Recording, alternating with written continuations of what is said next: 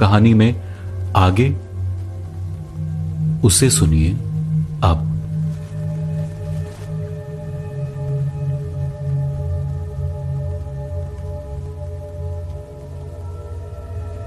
काफी देर तक वो इसी विचार में उलझा हुआ था कि अचानक उसे हठी बाबा की हिदायत याद आ गई और मन ही मन में एक बार फिर बड़बड़ाया।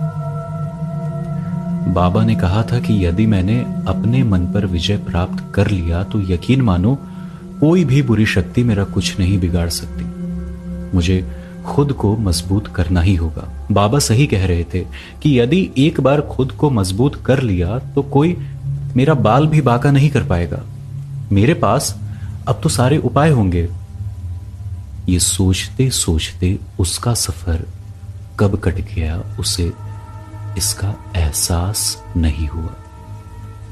वो बिष्ट गेस्ट हाउस में अंदर घुसने के साथ ही बिस्तर पर पसर जाता है। थोड़ी देर आराम करने के बाद वो खड़ा उठता है। उसके खड़े होने पर अचानक दरवाजे पर किसी की दस्तक होती है। ओह, इस वक्त कौन हो सकता है? कहीं ये मेरी पूजा में विघ्न डालने की कोशिश तो नहीं है? जो भी हो, देखना तो पड़ेगा ही एक बार। अभी मन ही मन ये सोच रहा था कि किसी ने फिर से उस दरवाजे को जोर जोर से खटखटाया। कनक हड़बड़ाते हुए झट से सिटकनी खोल देता है। दरवाजा खोलते ही वो ये देखकर दंग रह जाता है कि सामने एक कमसिन लड़की खड़ी है। उसे देखते ही वो बोल पड़ता है, आपको देखकर ऐसा लगता है कि मैंने आपको कहीं देखा है। ये सुनते वो युवती अपने चेहरे पर हाथ रखकर मुस्कुरा पड़ती है। उसको इस तरह से हंसते हुए देखकर कनक फिर बोल पड़ता है, यकीन मानिए मुझे ऐसा लग रहा है कि मेरी मुलाकात आपसे कहीं ना कहीं तो हुई है। कनक की ये बात सुनते हुए वो लड़की बोलती है, इतना कुछ करने के बावजूद भला भूल भी तो नहीं सकते। ये कहते ही वो पूरा चेहरा शर्म से ढक लेती है। कनक अभी तक उलझा हुआ था, अब और इस बात ने उसे दलदल में लापटका। अभी वो सोच ही रहा था कि वो युवती फिर से बोल पड़ी, बाहर ही सारी बात करने का इरादा है क्या? लगता है मेहमान को बाहर दरवाजे से ही भगा देते हो आप। नहीं नहीं, क्षमा कीजिएगा, आइए ना, अंदर आइए। ये कहते हुए लड़की अंदर सोफे पर बैठ जाती है। सोफे पर बैठते ही वो फिर बोल पड़ी, क्या यही संस्कार हैं आपके कि लड़की देखी नहीं कि लगे निहारने? जी मैं निहार नहीं रहा था, मैं तो अभी ये कहकर सफाई दे ही रहा था कि उसकी बात बीच से ही काटकर युवती बोली, आपको बस बकबक करना जानते हो या घर है मेहमान को एक गिलास पानी के लिए भी पूछोगे? जी जी जी जी अभी लाता हूं। Oh hello mister Kanak, I am not your जीजी, ओके? सॉरी, वो गलती से। ये कहकर कनक दौड़ के अंदर पानी लेने चला जाता है। उसके जाते ही वो लड़की बहुत जोर जोर से हंसने लगती है, मानो जैसे कब से उसे हंसी आ रही हो और जबरदस्ती नियंत्रण में रखा हो। जी ये लीजिए पानी। पानी पीने के बाद वो लड़की ग्लास टेबल पर रखते हुए कनक की तरफ देखती है। कनक उसको असहज भाव से देखता है, लेकिन उससे कुछ पूछने की बजाय बस देखता ही रहता है। यूं ही निहारते रहोगे या मेरे बारे में पूछोगे भी कि मैं कौन हूं, कहां से आई हूं और क्यों आई हूं? मैं बस पूछने ही वाला था। क्या बकरी की तरह मैं लगा रखा है? बाहर तो बड़े चीते बनते हो और घर में भीगी बिल्ली। ये सुनते ही कनक ने दिमाग पर जोर डालना शुरू किया और सोचने लगा, कहीं ये मेरे भाभी की बहन अवंतिका त्रिपाठी तो नहीं, जिसे प्यार से अवनी कहते हैं। भैया की शादी के वक्त ये ऑस्ट्रेलिया में थी और उस वक्त एमबीए फाइनल सेमेस्टर के एग्जाम चल रहे थे, जिसकी वजह से ना वो आ पाई थी और ना कभी मुलाकात हुई थी। फोन पर अक्सर अवनी से बात होती रहती है और वो कहती भी रहती कि एक दिन आकर ऐसा सरप्राइज दूंगी कि हिल कर रह जाओगे। हाँ हाँ, ये अवनी ही है, अब इसे बताता हूं। ये कहकर उस युवती के बगल में जाकर बिल्कुल पास में बैठ जाता है और बोलता है, अवनी तू ऑस्ट्रेलिया से कब आई, मुझे बताया क्यों नहीं? मैं आ जाता एयरपोर्ट रिसीव करने। ये सुनते लड़की ने पहले अपनी आंखों को गोल करके कनक को घूरने की कोशिश की, क्योंकि वो उससे काफी करीब लगभग सट कर बैठा हुआ था। वो फिर बोली, ले बेटा, पानी पिलाकर एडवांटेज लेने की कोशिश ना करियो। तुझे मेरे करीब आने की बड़ी जल्दी लगी रहती है। कभी बस में तो ढंग से बैठा नहीं, बड़ा आया मुझे रिसीव करने वाला। ये कहकर वो युवती बड़ी जोर जोर से ठहाके मार के हंसने लगी, जैसे किसी मस्खरे को देखकर प्रतिक्रिया दी जाती है। ये देखते कनक को बड़ी जोर से गुस्सा आता है और उसके नर्म गले में अपने बाएं हाथ डालकर नीचे की तरफ झुका देता है और अपनी दाईं हथेली को बंद करते हुए मुट्ठी बनाते हुए उस युवती के पीठ पर मुक्के से प्रहार करते हुए बोल पड़ता है, बड़ी आई नौटंकी करने वाली। क्या समझा कि मैं तुझे पहचान नहीं पाऊंगा? अवनी की बच्ची, अब बोल, कैसा लगा? आया मजा या? ये कहकर कनक ने घपाघप 2 मुक्के और मार दिए।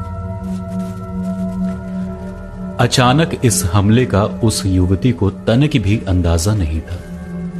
उसने पूरी ताकत लगाकर खुद को उसकी गिरफ्त से मुक्त करवाया और दूर जाकर बोल पड़ी, हाय दैया, पानी पिलाने का इतना बड़ा इनाम दिया तूने। ये लड़का तो खुला सांड है, जब देखो धर पकड़कर कुछ भी कर लेवे है। ऐसे सांड से तो रबी बचावे। ये कहकर वो अपनी पीठ को सहलाने की कोशिश करने लगी। कनक बोल पड़ा, तू तो ऐसे बोल रही है जैसे तू अवनी नहीं है। वो युवती बोली, रे छोरे, शुक्र हो कि मैं अवनी नहीं थी, नहीं तो ना जाने आज तो तने मेरा बैगन का भरता बना के दम लेना था। कनक को उस युवती की बातें सुनकर अब कुछ पछतावा सा महसूस हो रहा था। उसे लग रहा था कि उसे ऐसा नहीं करना चाहिए था। वो कुछ सोचते हुए बोला, तो तुमने मुझे बताया क्यों नहीं कि तुम कौन हो? रे छोरे, तने पूछा भी तो कोई ना। सीधे छोरी देख पकड़म पकड़ाई का खेल शुरू कर देवे। ये कहकर उस युवती ने कनक को अपनी लाल आंखों से देखने का प्रयत्न करने लगी। कनक अपने आप को अपराधी महसूस करने लगा था। थोड़ी देर बाद जब माहौल शांत होता है तो कनक उसके करीब जाता है। तभी वो लड़की ये देख बोल पड़ती है, रे छोरे, थारो नियत मुझे ठीक नहीं लग रही। तू फिर करीब आ रहा है, ये भी करन करा दसू। जी, मैं आपके लिए बहुत शर्मिंदा हूं, कृपया अपनी तारीफ दें। चल, बढ़िया बात है कि तू शर्मिंदा भी होवे है, लेकिन तने तो तारीफ लायक भी ना छोड़िया रे। मैं कैसे तारीफ करूं, बोल। मेरे कहने का मतलब है कि आप अपना परिचय दीजिए और बताइए कि आपका यहां आने का क्या कारण है। मेरा नाम नेहा प्रधान है। बड़ी जल्दी भूल गया। उस दिन तो बस में तुझ पर गिर गई थी तो बड़ा भड़क रहा था, चुम्मा लेने के बाद सब भूल गया। ये सुनते ही वो शर्मा गया। उसे सारी बात याद आ गई। वो थोड़ा शर्माते हुए बोला, उफ, उस दिन बस में इतनी भीड़ थी कि अचानक ब्रेक मारने की वजह से झटका लगा और जो नहीं होना चाहिए था वो सब अनजाने में ही हो गया। मैं उस दिन के लिए बहुत शर्मिंदा हूं। ये सुनते ही वो युवती जिसने अभी अभी अपना नाम नेहा प्रधान बताया था वो बोली, अरे कोई ना, ज्यादा पछतावा ना कर छोरे। वो ना तेरी गलती थी ना मारी, इसलिए तो तू अपनी टांगों बिछ खड़ा है। भूल जा उन बातों को। मैं तो थारो पर्स लौटाने वास्ते आई सी। ओह, मेरा पर्स! लेकिन तुम्हें ये कहां मिला और कैसे मिला? मुझे तो इसका बिल्कुल ध्यान ही नहीं था। तू मेरे बाद बस से उतरा था और जाने के बाद शायद तूने वहीं सीट पर छोड़ दी थी। मैं आज शहर के लिए जा रही थी तो कंडक्टर ने मुझे पर्स पकड़ा दिया। उसने सोचा मैं तने जानू सू। अब उस दिन के घटना के बाद तो सब यही सोचे हैं कि थारो मारो चक्कर चल रही हो है। Thank you so much Neha ji, आपने मेरा पर्स लौटाने की इतनी जहमत उठाई, मैं आपका एहसान कभी नहीं भूलूंगा। थैंक यू को रख अपनी जेब विच, वो तो छोरा तू समझदार दिखे है, जो तने अपना नाम पता सब ठीक ठाक लिखा सी पर्स विच जो आज मैं थारे सामने सू। ये सुनते ही कनक हंस पड़ा और हंसने के बाद बोल पड़ा, वैसे आपकी बोली कड़क है लेकिन दिल के बहुत साफ हो, नहीं तो आज के जमाने में इंसानियत तो बस नाम की है। वाह रे छोरे, तुम्हारे से दिल लगावेगा कि। अगर मेरा जवाब हां हो तब की जवाब होगा थारो। कनक ने नेहा के ही जुबान में नकल करते हुए अपने दिल की बात कह डाली। आरती जो अब सख्त आवाज में जवाब दे रही थी, अचानक धीमी स्वर में बोली, इसके खातिर तो तने मारे गांव हाथ मांगने आनु पड़ोगो। ये कहते हुए वो पर्स वहीं टेबल पर रखकर शर्म के मारे बाहर भाग पड़ी। कनक उसके पीछे पीछे दौड़ पड़ा और बोला, अपना पता तो देती जा छोरी। जहां बस से उतरया था उसी गांव के सरपंच की बेटी सू, मारा नाम गांव में सभी जाने सू। ये कहते हुए वो भाग पड़ी, शायद अब वो शर्म से लाल हो चुकी थी। कनक उसे खड़े खड़े देखता रह गया जब तक वो उसके नजरों से ओझल नहीं हो गई। आज उसके चेहरे पर अलग सी मुस्कान थी जो उसे मन ही मन आनंदित कर रही थी। वापस सोफे पर आकर बैठ गया जहां ठीक नेहा बैठी हुई थी। एकाएक वो ये सोचकर जोर से ठहाके मार के हंस पड़ा कि कैसे उसने उसे खपाखप मुक्के बरसा दिए थे। थोड़ी देर बाद जब उसकी काल्पनिक दुनिया के विचारों की श्रृंखला टूटी तो उसकी नजर सामने घड़ी पर पड़ी, जिसे देखते ही सिहर गया और बोल पड़ा, ओह 11:10 का वक्त हो चला है, मुझे जल्द ही धतूरे के पेड़ को पुष्प नक्षत्र में 12 बजे तक ढूंढकर अपने गमले में लगाना होगा। उसके बाद रात्रि के अनुष्ठान के लिए सारी सामग्री का प्रबंध करना होगा, लेकिन यह धतूरे का पेड़ मिलेगा कहां। लगभग 10 मिनट तक विचरने के बाद चुटकी मार के बोल पड़ा, वाह वो मारा पापड़ वाले को मिल गया धतूरा, लेकिन दिन में जाना वहां किसी खतरे से कम नहीं होगा। किसी ने मुझे धतूरा लाते हुए देख लिया तो क्या होगा। जिसे जो सोचना है वो सोचे, मुझे अब इस अनुष्ठान करने से कोई नहीं रोक सकता। वो ये दृढ़ निश्चय करके झटके से उठ पड़ा। बिस्ट गेस्ट हाउस में ताला लटकाने के बाद वो फुर्ती से अपनी मंजिल की तरफ चल पड़ा। अगले 8 से 10 मिनट के बीच वो कब्रिस्तान के 4 दीवारी के बाहर था। घड़ी में वक्त देखा तो 11:25 हो रहा था। अभी तो मेरे पास पर्याप्त समय है, लेकिन अंदर कैसे जाया जाए। अंदर कहीं उस रात वाला कुत्ता मिल गया तो मुझे दौड़ा दौड़ा कर काट ही लेगा। उसके हल्ले से चौकीदार फहीम को भी पता लग गया कि मैं किस योजना से यहां आया हूं, तो फिर बात फैलने का डर बन जाएगा। तभी वो अपने हौसले बुलंद करने के बाद 4 दीवारी के गेट से ना जाते हुए उसकी दीवार से अंदर कूद पड़ा।